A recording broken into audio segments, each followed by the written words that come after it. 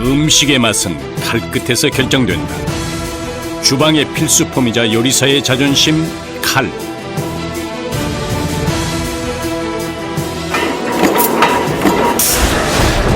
하루 평균 생산량 약 5,000개. 쉴 틈 없이 돌아가는 하루. 수많은 사람들의 손길을 거쳐 칼 하나가 탄생한다. 쇠먼지와의 사투는 기본. 날카로운 칼날을 다루는 작업에는 늘 위험이 따른다.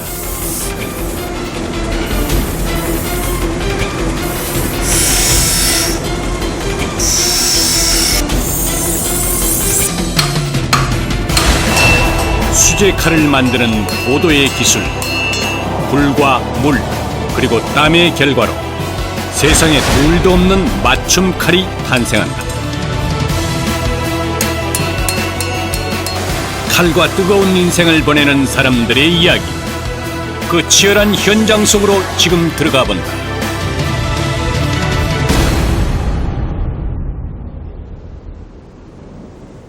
부산 광역시 영도구.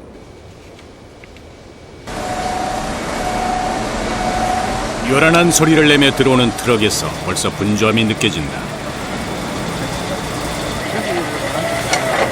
이곳에서는 30년째 주방용 칼을 전문으로 만들고 있다. 작업은 좋은 원재료를 들여오는 것부터 시작이다. 수북히 쌓여있는 자재들. 오늘도 쉴 틈 없는 하루가 예상된다. 이게 뭔가요? 우리 수된 강판예, 원자재, 식도도 만들고 과도도 만들고 여러 가지 주문들 대로 다양하게 사용을 할 수가 있어요. 스테인리스는 녹이 쉽게 생기지 않고 가열에도 중금속이나 유해 물질이 생기지 않아서 칼이나 주방 식기 등 다양한 분야에 널리 사용되고 있다. 칼을 만들기 위한 본격적인 작업이 시작됐다. 먼저 커다란 스테인리스 원판을 칼 모양에 맞게 잘라내야 하는데 그 전에 준비 과정이 또 있다. 큰 원판을 프레스에 들어갈 적당한 크기로 재단하는 것이다. 이 작업을 부지런히 해놔야 하루 생산 물량을 맞추는 데 차질이 없다. 칼을 만드는 작업은 언뜻 보기엔 단순해 보여도 만만치 않은 육체 노동에 속한다. 스테인리스 원판을 들고 나르는 것만 해도 힘이 많이 드는 일이다. 이 철판의 무게는 얼마나 돼요? 한 10kg 정도 돼요. 이 작업 하다 보면 힘이 들어요. 그래 이제 중간중간 하니까 그러지 계속 하루 종일 할 수가 없어요. 힘이 들어서. 몸이 힘든 것도 있지만 작업자는 늘 정신적으로도 긴장 상태다. 시작부터 끝까지 날카로운 쇳덩이와 씨름해야 하기 때문이다. 칼처럼 날카로운 스테인리스 모서리는 작업자를 위협한다. 자칫 방심했다간 쇠모서리에 베이는 일도 비일비재하다. 칼 하나를 만들어내기 위해서 작업자는 늘 위험을 감수해야 한다. 프레스 작업을 할 때는 특히 더 온 신경을 곤두세운다. 말 그대로 프레스이기 때문에 갖다 아차 순간에만 갖다 잘못하면 갖다 큰 대형 사고가 일어날 수 있기 때문에 항상 갖다 신중을 기해가지고 일을 하고 있습니다. 돌아가는 기계 앞에서는 경력도 실력도 과시해서는 안 된다. 조심, 또 조심하는 것이 사고 예방의 길이다.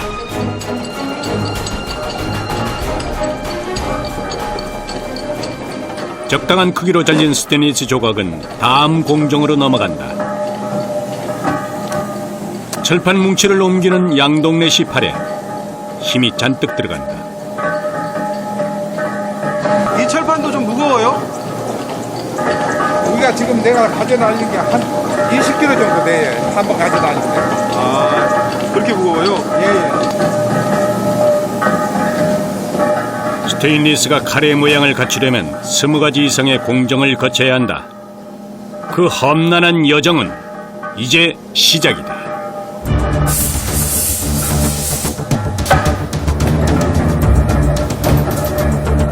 이제 칼 모양을 찍어낼 차례다. 작업자는 일정한 박자에 맞춰서 스테인리스 철판을 넣고 빼는 일을 반복한다. 기계와 사람 손의 박자가 조금이라도 어긋나면 큰 사고로 이어질 수도 있다.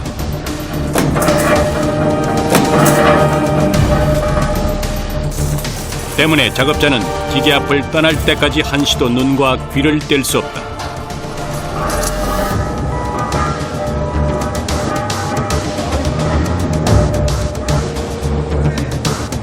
오랜 반복 작업 끝에 칼날의 기본 틀이 갖춰졌다. 식도 같은 경우에는 6,000개 정도, 과도 같은 경우는 8,000개, 10,000개 이 선에서 왔다 갔다 합니다. 이곳에서 생산하는 칼의 종류는 약 300여 가지. 어떤 금형 틀에 넣고 찍어내느냐에 따라서 칼의 모양이 결정된다.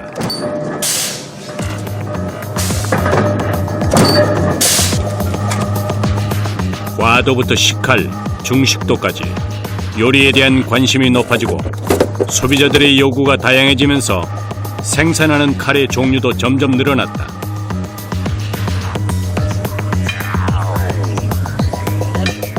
모양은 제법 그럴듯해졌지만 제대로 된 칼이 되려면 거쳐야 할 작업들이 아직 많다.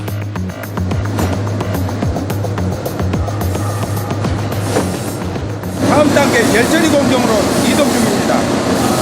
열처리를 왜 하나요? 다 칼의 경도를 높이기 위해서요. 칼은 단단해야 한다. 무르거나 쉽게 부러지면 안 된다. 스테인리스 원자재는 단단하긴 해도 그 자체가 칼이 되기엔 역부족이다.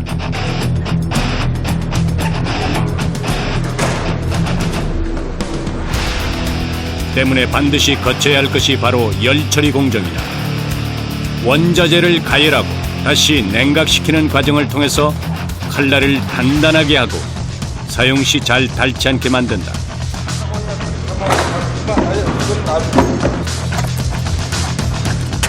열 처리를 어떻게 하느냐에 따라 칼의 품질이나 수명이 결정되는 것이다.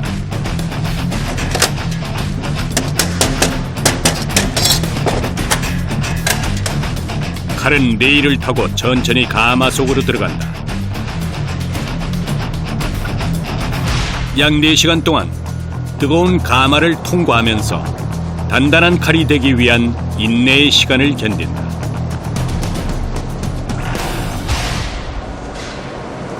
스테인리스의 온도 변화를 주면 철의 성질이 변하면서 재질이 강해진다. 가마속으로 들어간 스테인리스 칼은 1010도의 화염 속에서 점점 단단해지기 시작한다. 1010도가 걸리는 구간은 약 한 6m 정도 통과를 하고 나머지는 이제 냉각점 1010도에서 급냉이 돼야 돼요. 그 급냉 구간을 통과해서 냉각이 돼서 나오는 겁니다. 약 10m 길이의 가마는 2개의 구간으로 나눠져 있다. 1010도의 뜨거운 구간을 지나면 다시 급격하게 냉각을 시키는 것이다.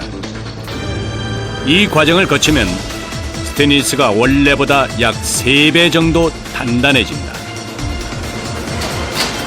열처리가 진행되는 동안 작업자는 칼의 상태를 꼼꼼히 확인해야 한다.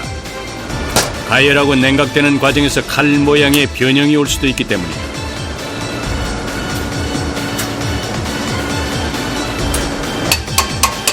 보통 사람의 눈으로 볼 땐 별 차이가 없어 보이지만 전문가의 눈까지 속일 순 없다. 1차 열처리 과정에서 휘어진 칼들은 따로 분류돼서 곧게 펴주는 작업을 한 번 더 거친다.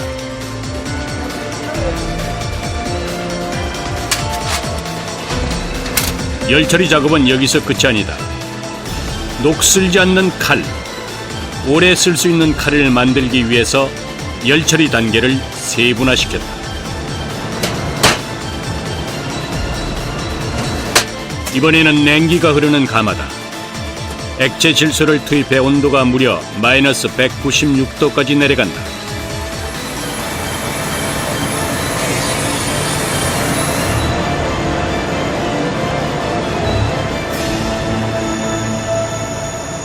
급냉을 시키는 건가요, 그러면? 그렇죠. 완전 급냉이죠. 내부와 외부의 온도가 균일해져야 되는 거를 균열 온도라고 하거든요. 그 균열이 될 때까지 기다리는 겁니다. 차가운 액화질소 연기가 틈 사이로 새나온다.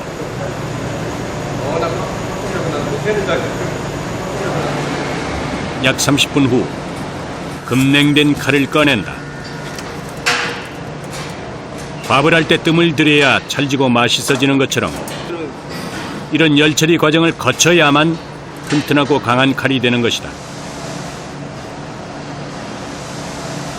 진짜 여러 가지 공정을 거치네요. 그냥 뭐 단순하게 칼이라고 생각할 수 있지만 사실은 이러한 과정을 거치지 않으면 제대로 된 칼이 되질 않습니다. 열처리를 한 칼은 더 선명한 은백색을 띈다. 3배 이상 단단해진 스테인리스는 이제 칼로 만들기에 적합하다.